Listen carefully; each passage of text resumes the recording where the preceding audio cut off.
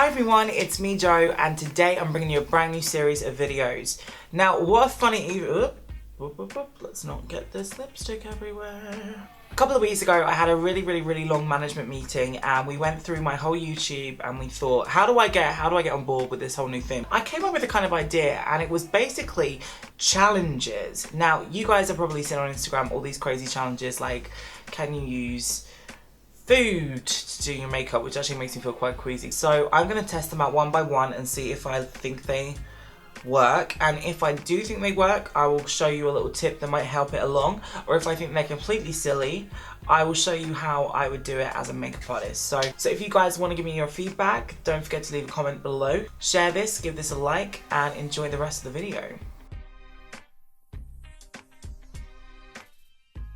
Okay, let's go in with the tutorial. Now, excuse my fabulous crown of flowers. I use this just to get my hair out my face in videos. So I looked online on Amazon and I was trying to find a good set that I could use because I didn't actually have a wooden spoon in my house. All my kitchen utensils here are like metal. So I ordered this fabulous carnation kitchen set on Amazon just for this video, and this is what we're gonna do. Now, I'm not sure how this is actually gonna work because I don't see the point in kind of stenciling around a spoon when you could just use a line.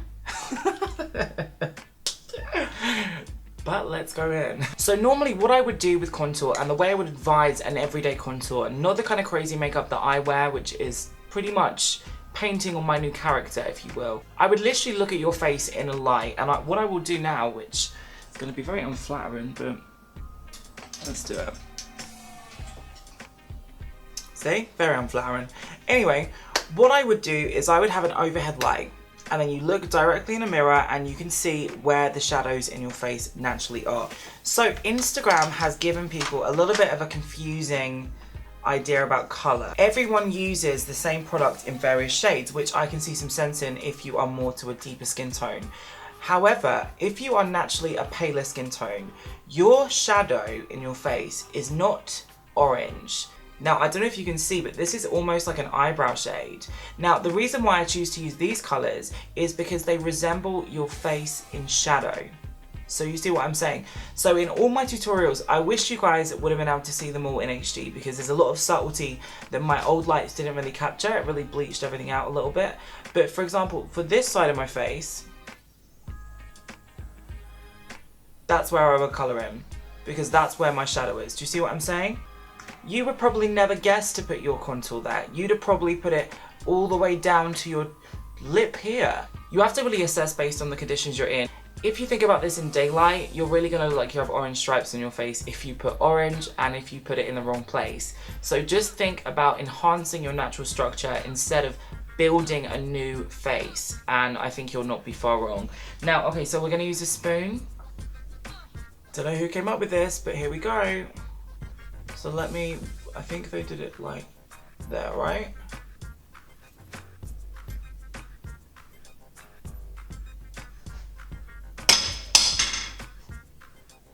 Why would anyone do this? I don't know what the point of these whole challenges are. I think they're ridiculous. You'll end up looking like, you'll give yourself the look of having cheek implants. Do you see what that does? It lowers your entire cheek down your face. Why would anyone do this? These are the most ridiculous challenges, and I knew this would be a disaster. So if you wanted to grab that kitchen set, obviously I'll link it below because I think it's better served in your kitchen, and you can grab it on Amazon. It's pretty cheap. Check it out and use it in your kitchen. It's got a gorgeous silicone handle for everyone out there who's cooking and not contouring. The real trick with contouring is enhancing, not restructuring. And even when you do a dramatic look or you're doing a transformation like I do on my channel, you have to know your color tones. Like if you don't have a deeper skin tone, why would you use a saturated contour? It doesn't make sense. If you go down the scale of things, they'll probably put a little image on the screen of two different skin types next to me. I'll give you a kind of shade range for you to go off. Think about things in saturation. So my base is not really up to par for everyday life because my beard will show through if I keep it like this.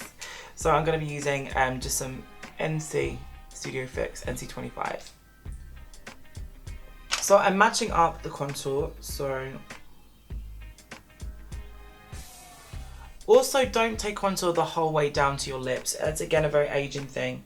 And if you think, lift everything up because you don't want to really give the illusion that your face is drooping. Again, it's a really common mistake. Now, I'm literally using the Beauty Blender and I'm just taking this and really knocking as much of it out as I can. I really don't want to see where there is a stripe and where there is not. I want it to kind of fade into the natural socket of the cheek. So when it comes to the other areas of the face, I just think go with the rule. If you're kind of enhancing or slimming, go with the colour that suits you the most, go with your contour shade. However, there is one area of the face where I think you can go a little bit wild with the colour, and that is the forehead. A lot of people actually have a little bit darker foreheads in the rest of their face because that's where the sun hits. So I wouldn't be opposed to using, for example, an NC35 or so in that area just to kind of sculpt and give a little bit of contour, but you don't need it everywhere, and it's more used as a kind of cream bronzer than a contour. So what I would do is I would literally just start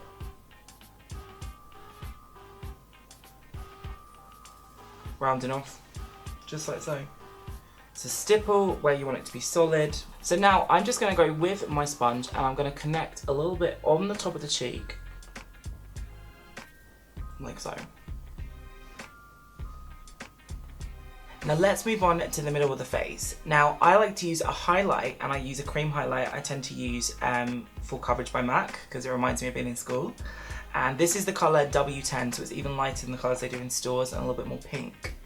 Now I've already colour corrected my under eye, which is where you actually use a colour like peach just to knock out the blue. It's like when you tone hair with a purple shampoo. It does the same thing for your under eyes. Now that's already on and done, so I'm not going to go too much. But the reason why I don't like to add more darkness to the nose is because you really shouldn't see any darkness on your nose. I think it's the biggest giveaway of a contour. So the tip that I've always shown on my channel since the start is using a highlight and edging your nose in. So where you want your contour to sit, I have always on this channel told you guys to build your highlight around it. So it gives you a skinnier nose because there's a contrast, but it doesn't paint on lines. So this is the thing that I've been telling you to do for freaking centuries on this bloody channel. And I'm glad to know you're listening. Now one tip I do with the nostrils is I literally cut the tip off there and go down. It narrows the tip and you don't need to use any shadowing. Just like so. Pretty simple, right? So I'm going to take my sponge and I'm going to start to blend this in. Again, you just want it to look seamless. You don't want to see stripes, you don't want to see too much going on. So every time you blend out your nose contour, you take all the product off on the back of your hand. And you get more of a perfect blend. Because if you keep blending it together, it's going to start looking muddy. So always think about when you're blending out your nose, your brush should be clean every time you go into it. So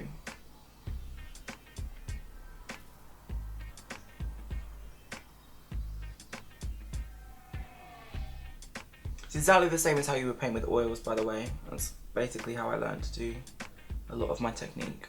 Now the big secret with contouring is, and the benefit of doing everything in creams, because there's benefits of doing it in powders and creams, is that you can go over with a powder with some coverage to it. So if you feel this is too harsh for you, the powder's going to knock out most of the bad kind of crazy areas that you might think that's way too harsh for me, that's too dark and too light, I'm the same person, and this powder will knock that out. So think about that when you're actually using contours, and get a powder that's got a little coverage to it too. I'm going to be using Dermacolor set powder. It's my favourite because it's just waterproof. When I've done magazine covers in the past and we've got the model wet, this is the stuff that kept the foundation on when they wanted it all to be like running and stuff. It's like, bitch, should have told me before we did the powder. We had to kind of like artificially put it back in. Anyway, I use a puff because it gives almost like a template or a stencil or an imprint. It's good for flattening out stubble, really. You don't need to use it. I just like using it because it really knocks the texture out of the beard.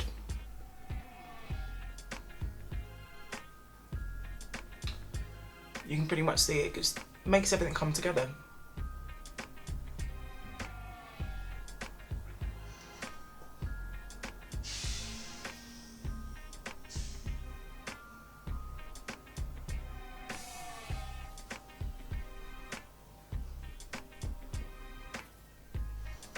And here we go. So let me finish this look off. Let me add some lower lashes and just touch everything up with some lipstick, and I'll be back to show you. So here is the finished look. No spoons involved. Wah, wah, wah, wah. Definitely keep the kitchenware in the kitchen and maybe use Logic for makeup. But anyway, I hope you guys like this. This is the first in my series on these challenges and giving you my feedback and seeing if they work or not. Maybe some of them will. I know for a fact that you can use spoons to curl eyelashes because I've done it before in an emergency. So there are some things you can do, but I think most of these challenges are designed to get Instagram followers and to look shocking so people see the video, which is just pointless to me because you don't get paid for ads on Instagram. Check everything I used in this video in the links below and I'll see you all soon.